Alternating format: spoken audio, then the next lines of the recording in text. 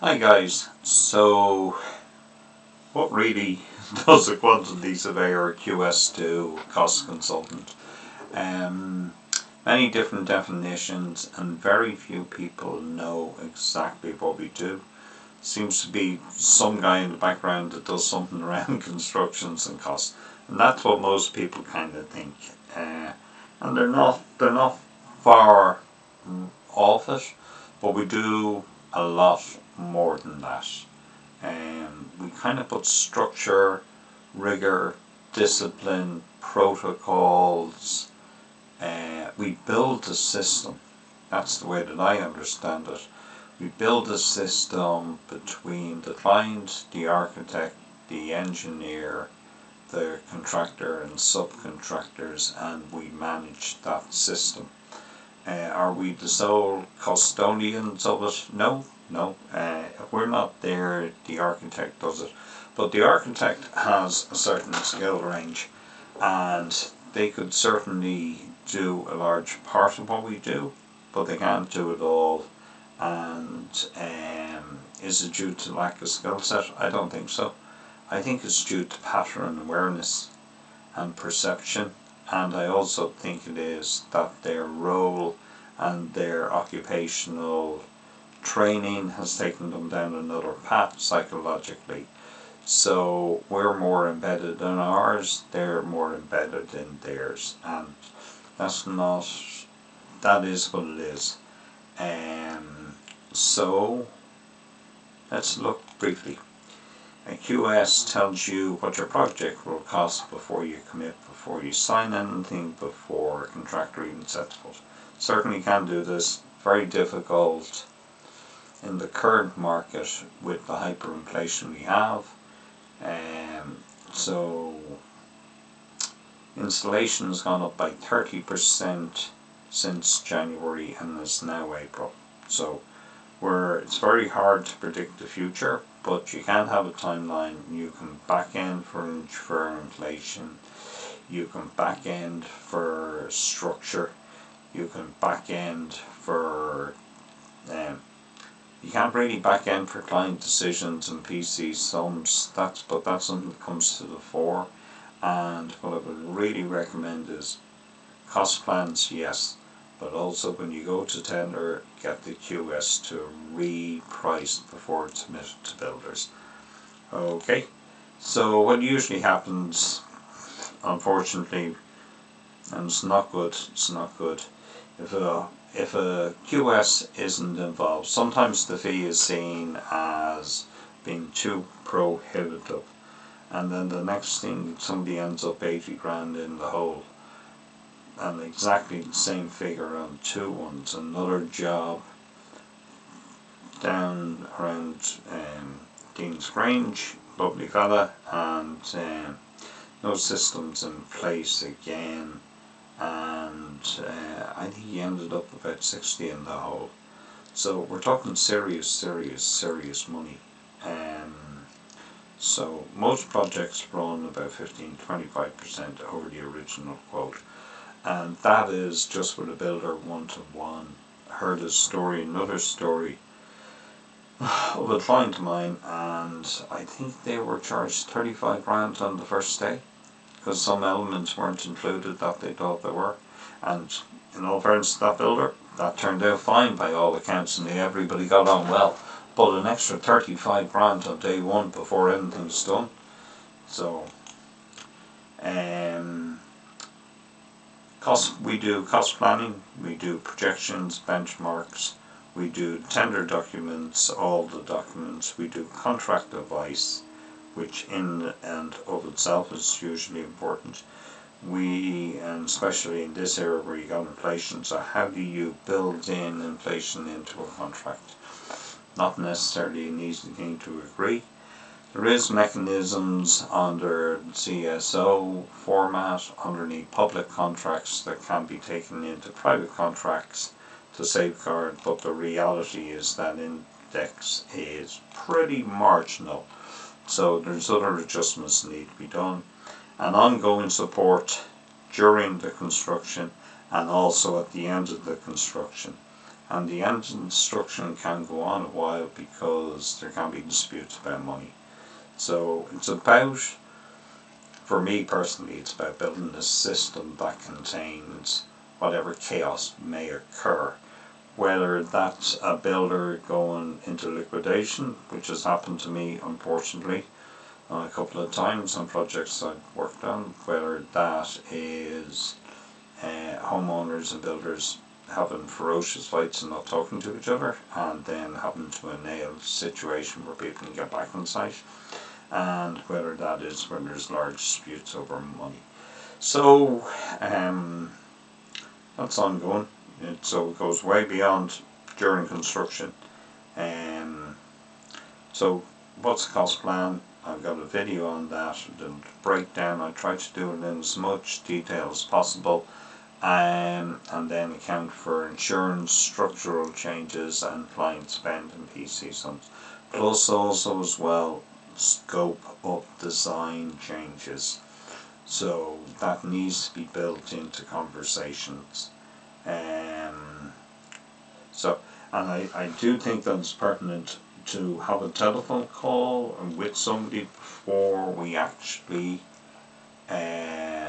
before sending over a cost plan, because it's like emotionally it's an open cascade if you don't. So you have to bear witness, and you have to have some sort of level of sensory acuity around people's disposition when you're talking about something as fragile as money, or can be. So tender management, apples against apples. So we compared the bill of quantities, we get 3 to 5 tenders coming back, and then we can compare line by line, look for patterns, look for deviations. Some guys are like foxes, and that's just the way that it is, so we got to be careful. Then contract, always recommend an RIA contract. Never ever ever, red flag, run for the hills if you see a 2001 CIF contract with the Law Society. It is beyond biased to the builder, and I would never in a million years recommend it, never in a million years tell someone to sign something like that. Okay, so just be aware, please, please, please, please. During construction, so site meetings happen once every 2 weeks or once a month. I make it perfectly clear, if I'm working on jobs on the north side, I go once a month. If it's outside, no problem, it's once every 2 weeks. So I'm more aligned towards outside work. It's just neighbourhood. I have a couple of architects, a certain guy, I think everybody knows his name, comes to mind, who operates a lot on the north side, but most of my work tends to be on the south side. So it's just local bias for traffic, and we all know what that is in Dublin. So on a typical job, 26 weeks, you may have 10, 12 payments. So start also, no problems helping guys out to get materials initially if it's large, as long as that money goes directly to the window company or supply company, and there's a letter of ownership exchanged as well. So everybody has to work with each other. It has to be that way. Big red flag if a builder won't work with a quantity surveyor. That's a mother of a red flag. Whether a homeowner wants a quantity surveyor or not, big red flag if they don't want to work with one.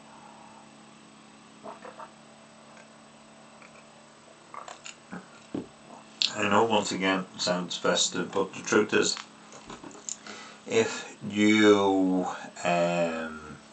I actually had a project, and the guy, it was a couple of years ago, the guy was a quantity surveyor himself, but he was a specialist quantity surveyor in white rooms, clean rooms, and he was going all over Scotland, England, Ireland. I think he was in France as well, doing clean rooms. And he decided that he'd be his own quantity surveyor for his own house. I didn't build quantities. And after 2 months, he rang me and said, "Jesus, Rory, will you please come?"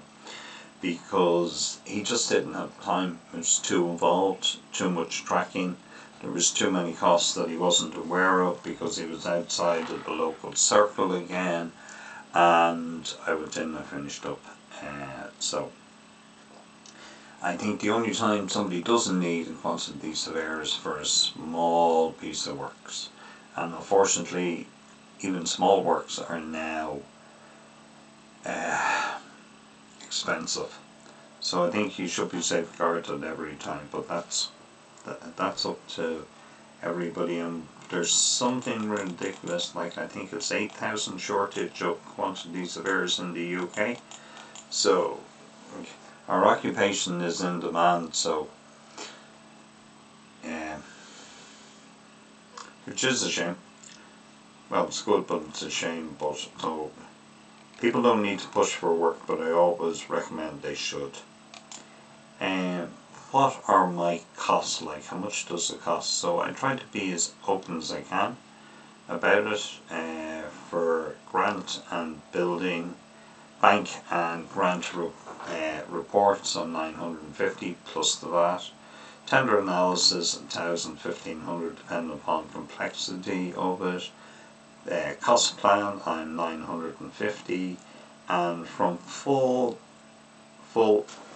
quantity surveying services, from initial contact to all the way down to final account. I'm through bill of quantities, tender documents, on-site, final accounts, conflict resolution, the whole 9 yards.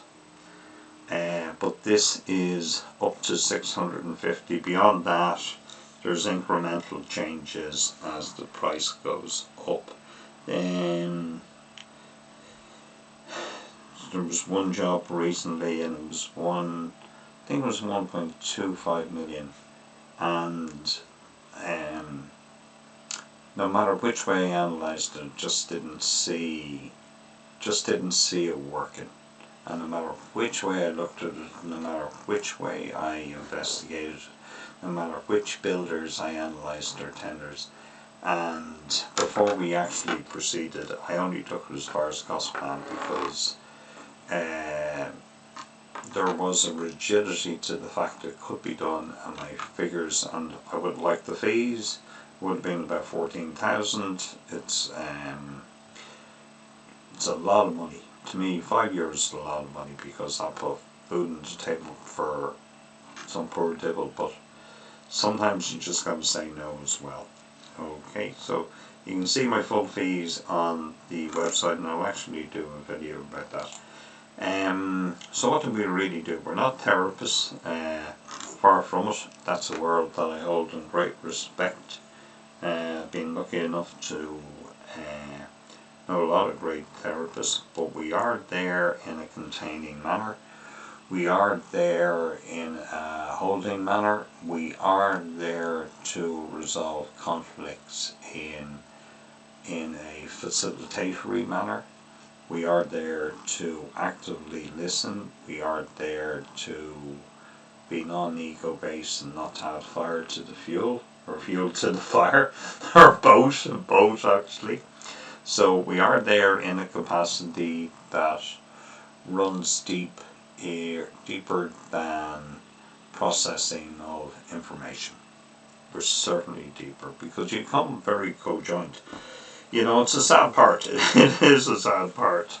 And people are thrilled to see us go. They're thrilled to see it over and done with. And there is a loss. There's a loss in connection with great clients, great experiences, great people, great project, great outcomes, working with great architects, great builders. So there is a loss, and that is just an analytic group dynamics that we're part of. But to be aware of that, and to be aware of the endings and have non-chaotical endings. So a little bit more. Are we taught about soft skills in college? Zero. Absolutely zero. Which is such a shame, because they're trying to give us so much information. Probably could do it another year and a half, but they're trying to give us so much information of a technical nature, and as in all things in life, soft skills, imagine, yeah, but that's what it is. So if you're not sure where to start, there's plenty of good QSs out there, plenty of them. Richie's great, Sarah's great, Claire's great, Eileen's great, Caroline's great, John's great, Brian's great, Wayne's great, Basil's really good, especially for commercial work. He's absolutely awesome. So there's a whole range of people out there. So if you don't know where to start, I guess get in contact with somebody and safeguard yourself, your home, your space, your environment, your family, and your money. Okay, take care. If you have any questions, drop me a line and we'll chat anytime. Thanks very much.